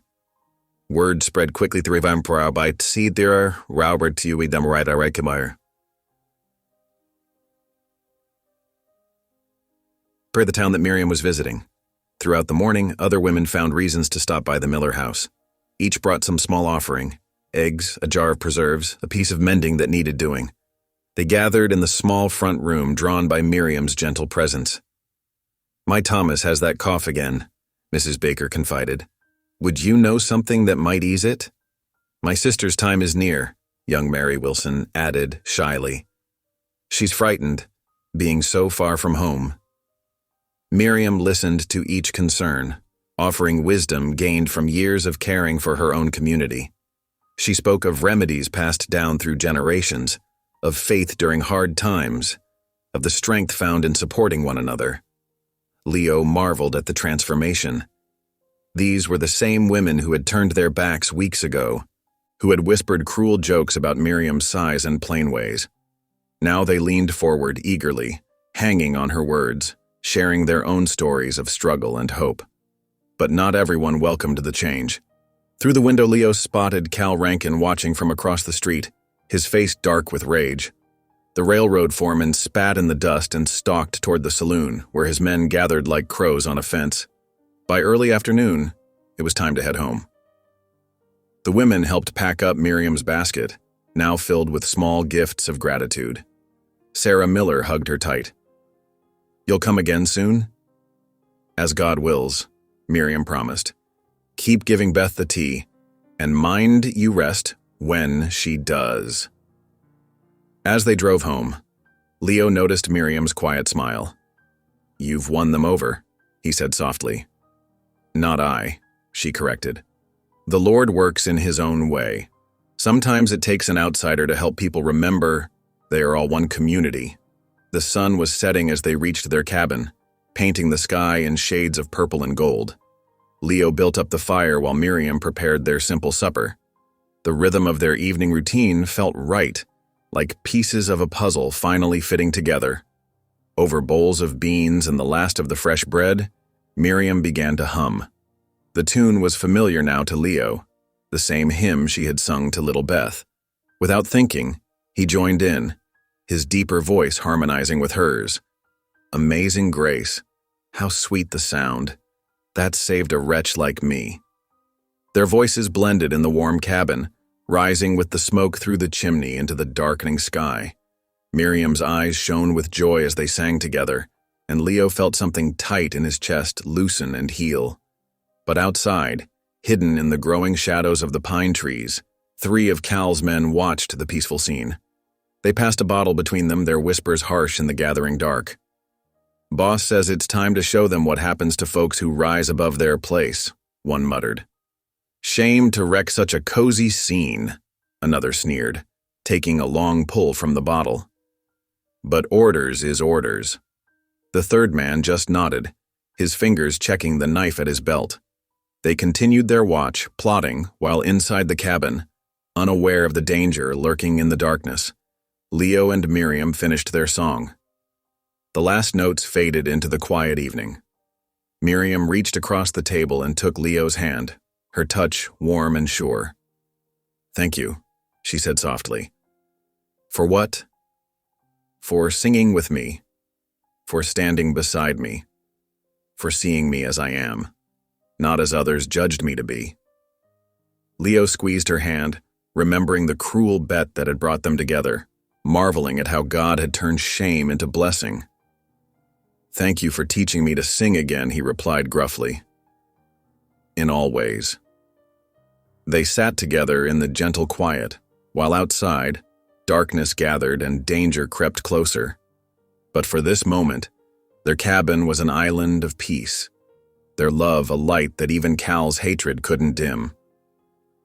Dawn broke cold and clear over the mountain cabin. Leo had risen before. First light pulling on his heavy coat and checking his trap lines while frost still sparkled on the pines. Miriam stood in the doorway, a shawl wrapped tight around her shoulders as she watched him disappear into the tree line. "Be careful," she had called after him. "Storm's coming." Inside the cabin, Miriam went about her morning routine. She stoked the fire, mixed biscuit dough, and hummed softly as she worked. The morning light streamed through the windows, catching dust motes in its golden beams. She had just put the biscuits in to bake when the first thud came at the door. The whole cabin seemed to shudder. Miriam froze, her heart leaping into her throat. Before she could move, the door burst inward with a crash of splintering wood. 3 men stood in the doorway, their faces hard with cruel purpose. She recognized them as Cal's men from the saloon. "Well, well," the tallest one sneered, stepping inside. "Ain't you the pretty little housewife now?" Miriam backed away, her hands trembling but her voice steady. "You have no right to be here." "Oh, we got every right," another man growled, moving to grab her arm. "Boss wants a word with you in town." Miriam tried to pull away, but their grip was iron. "Let me go." They dragged her outside, ignoring her struggles. Her shoes caught on the doorframe, one flying off into the snow. The third man laughed, kicking it aside as they hauled her toward their waiting horses. "Please," Miriam said, trying to reason with them. "Let me at least get my shawl. It's bitter cold." "Ain't our problem," the tall one said, roughly lifting her onto his horse. "Boss says bring you now, we bring you now." They rode hard toward town, Miriam clinging to the saddle horn as branches whipped past. The winter wind cut through her dress like knives. Her teeth chattered, but she held her head high, praying silently for strength. Miles away, Leo was checking his last trap when something made him pause. A feeling of wrongness prickled at the back of his neck. He had learned long ago to trust such instincts. Gathering his gear quickly, he started back toward the cabin at a fast clip. The sight that greeted him sent ice through his veins. The door hung broken on its hinges. Miriam's lone shoe lay in the churned snow. Tracks led away toward town, 3 horses riding hard. "No," Leo breathed, his voice rough with fear. He ran to the stable, saddling his horse with shaking hands. The animal sensed his urgency, dancing beneath him as he swung up and spurred it into a gallop. In town, word spread quickly. A crowd gathered outside the church, muttering and pointing as Cal's men forced Miriam up the steps. Her dress was soaked from the snow, her hair falling loose around her face, but she walked with dignity despite their rough handling. Cal Rankin stood waiting by the church doors, a malicious smile playing on his lips. "Well, if it ain't the virtuous Mrs. Hale," he called loudly, making sure everyone could hear. "Or should I say the fallen woman?" Miriam said nothing, lifting her chin as they pushed her inside. The crowd followed, filling the pews with curious faces. Many were the same women who had welcomed her at Sarah Miller's house, now watching wide-eyed as Cal strutted to the front of the church. "You all been took in by this woman's act," Cal announced, turning to face them. "Playing at being pure and holy. But I got news for you folks. This here Amish woman ain't what she seems." Miriam stood straight, though her body trembled with cold. She could feel the weight of every stare, hear the whispers starting like dry leaves in the wind. "Tell them," Cal demanded, pointing at her. Tell them about the bastard child you bore. Tell them how your own people cast you out for your sin." A gasp went through the crowd. Women covered their mouths, men shifted uncomfortably. Miriam felt shame's familiar heat rise in her cheeks, but something else rose with it, a fierce determination. She would not let this man use her past to destroy her present. Taking a deep breath, Miriam stepped forward.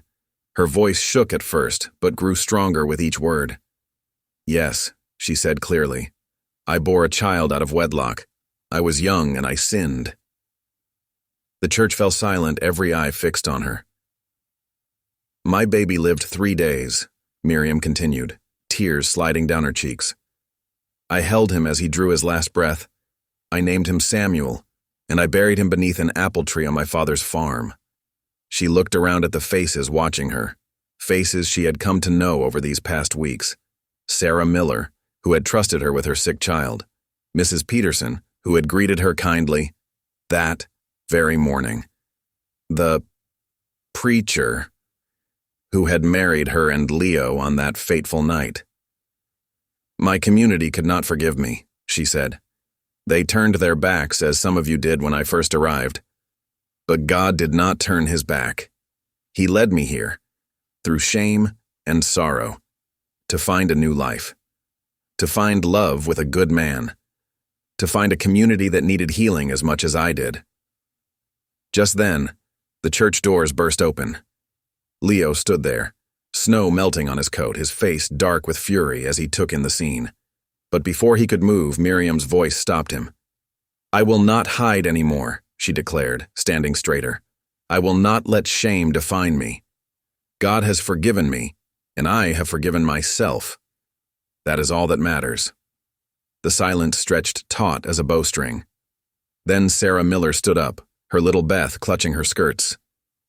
"The woman who saved my child," she said firmly, "is the woman I see before me now, not whatever she was in the past." Mrs. Peterson rose next. "Amen to that. We all carry burdens of the past. At least Miriam has the courage to face hers with grace." One by one, others stood. The blacksmith, old Mr. Jenkins, the preacher's wife. Even those who had once mocked her now looked at her with new respect. Cal's face twisted with rage. "You're all fools. She's nothing but a—" "That's enough!" Leo's voice thundered through the church as he strode forward. "You've played your last hand, Cal. Show them the ledger page." Miriam pulled the crumpled paper from her pocket. The proof of Cal's theft they had been saving. Her hands were steady now as she held it out. "While you've been trying to shame me," she said quietly, "we've been gathering evidence of your true nature. How many workers have you cheated? How many families have gone hungry while you lined your pockets?" Cal lunged for the paper, but Leo was faster. He caught the man's arm, spinning him around. "It's over," he growled. "The shame you tried to heap on my wife has fallen on your own head." The crowd pressed forward, faces hardening as they realized the truth. Cal looked around wildly, seeing his power crumbling. His men melted back, unwilling to stand with him now. Through it all, Miriam remained standing tall, her face serene despite her sodden dress and disheveled hair. When Leo reached her side, she took his hand, their fingers intertwining with quiet strength. The preacher stepped forward, his voice grave. "I believe we have some matters to discuss with the sheriff regarding these ledgers. But first," he turned to Miriam, compassion in his eyes. "Would you lead us in a prayer, Mrs. Hale?" Miriam closed her eyes, her clear voice rising to the church rafters. "Dear Lord, we thank you for your mercy, for teaching us that no sin is beyond your forgiveness, and no heart so hard it cannot be softened by your grace." The congregation bowed their heads, and even those who had come to mock found themselves whispering, "Amen," as she finished. Outside, the winter sun broke through the clouds, sending shafts of light through the stained glass windows. They painted the church floor in colors of hope and redemption, while Cal Rankin stood alone in the shadows, his weapon of shame transformed into Miriam's testimony of grace. Leo strode purposefully to the front of the church, taking his place beside Miriam. Their hands clasped together, drawing strength from each other. His voice rang clear through the hushed sanctuary. "Cal Rankin ain't just a bully. He's a thief who's been stealing from honest workers," Leo declared, pulling out the damning ledger page. "Here's proof of his crimes, written in his own hand." 3 railroad workers pushed through the crowd. "It's true," the first man said, his weathered face grim. "My family went hungry while he pocketed half our wages." "Mine too," called another. "He claimed the company cut our pay, but it was him all along." The preacher stepped forward, examining the document. "This matches Cal's writing from our church records," he confirmed soberly. "The numbers don't lie." Angry murmurs rippled through the congregation. Cal's face twisted as he watched his carefully built web of lies unravel. He tried rallying his men, but they backed away, leaving him alone. "Get him!" someone shouted. The crowd surged forward. Cal bolted for the door, shoving people aside in his panic. He disappeared into the snowy night, his reign of terror broken at last. At the pulpit, Leo and Miriam stood together, their unity a testament to love's victory over shame. The same townsfolk who had once mocked them now looked on, with newfound respect. Winter's icy grip slowly loosened as spring painted the mountain slopes with fresh green. The transformation wasn't just in nature. The whole town had changed too.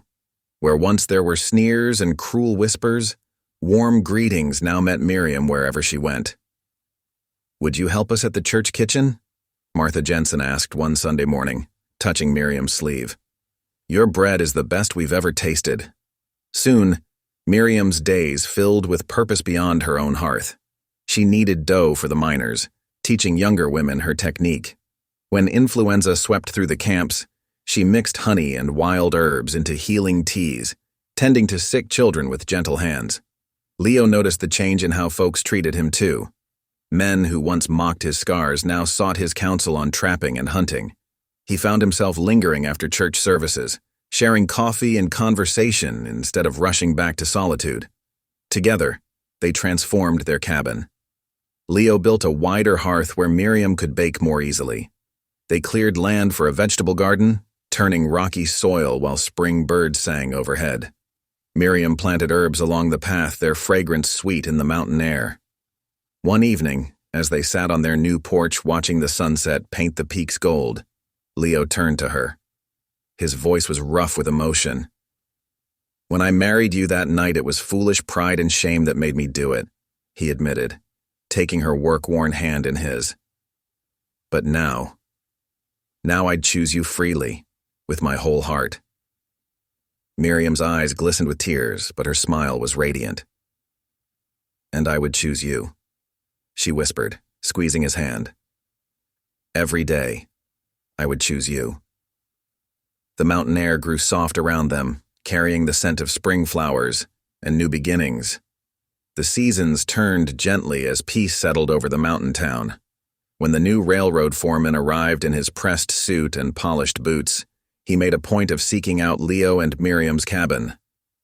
"Thanks to you both," he says. "Tur mambrai didas, zaudad." Steindaisidanti standing in their doorway. "Without your courage, Cal's theft might never have come to light." He explained how the railroad now paid fair wages, and the town flourished because of it. Their home became a gathering place. Where once there had been whispers and sneers, now there were warm greetings and grateful smiles. Miriam's kitchen filled with the aroma of fresh-baked bread and bubbling stews as townsfolk sought her counsel along with her cooking. Leo found himself surrounded by eager young men, their eyes bright as he demonstrated how to set snares and read animal tracks. "Watch close now," he'd say, showing them how to test trap springs or gauge the depth of deer prints. In the church, Miriam's voice lifted clear and strong, teaching children the hymns she'd once been forbidden to sing. Their small voices joined hers, filling the wooden walls with joy. One evening, as they sat at their table sharing a simple supper, Miriam paused with her spoon halfway to her lips. "Do you remember our first meal here?" she asked, softly. "Venison and those little biscuits I made from my traveling flour?" Leo's rough hand covered hers across the worn tabletop. "Who'd have thought shame could turn to such blessing?" he said, his voice thick with emotion. Later, as darkness settled over the mountains, they lit their lamp and set it in the window. Its warm glow reached out into the night, a beacon of welcome to any traveler passing by, just as their lives had become a light of hope to all who knew them. The summer evening air hung sweet with pine as neighbors gathered at Leo and Miriam's cabin. Hammers rang against nails, and the sound of shared labor echoed across the valley. Men hefted timber, while women passed around cool water and fresh bread. What had begun as a simple barn raising to expand their home had become a celebration of community. "Mind those crossbeams," Leo called out, steadying a long timber. His scarred hands, once used to lonely work, now guided others with gentle authority. Nearby, Miriam handed out cups of fresh lemonade, her plain dress dusted with flour from the morning's baking. As dusk painted the sky in soft purple, the neighbors began heading home, their work done for the day. The new addition stood half-finished, its raw wood gleaming in the fading light. Leo watched them go, still amazed at how these same people who once mocked now called them friend. He found Miriam on the porch and drew her close. Together they watched the warm lamplight spilling from their window, casting a golden glow across the freshly turned earth of their garden. The sight brought him back to that night in the saloon, filled with jeering voices and cruel laughter. How different things seemed now. Leo shook his head, marveling at the strange ways of Providence. That shameful bet, meant to break them, had instead forged something precious. He could still hear the echo of drunken taunts, but they held no power anymore. Miriam leaned against his shoulder, her solid presence grounding him as always. "A cruel bet turned covenant," she whispered, her voice carrying all the wisdom of her faith. Without words, they knelt together in the sweet summer grass. Their prayers rose quiet, but sure into the gathering night. Above them, stars began to shimmer in the darkening sky, silent witnesses to their journey from humiliation to grace. The mountain air grew cool around them, but they lingered, watching their cabin glowing warm against the night. What had once been a lonely trapper's shelter now stood as something more, a beacon of mercy calling out across the frontier, promising second chances to all who passed by.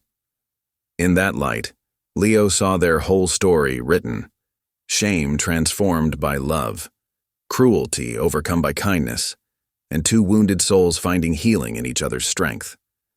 Their home shone like a testimony to God's power to turn even the darkest moments into blessing. Thank you for listening. Stories connect us in the most unexpected ways. If you felt that spark today, make sure you're subscribed. I share a new one daily, and the next might change your day.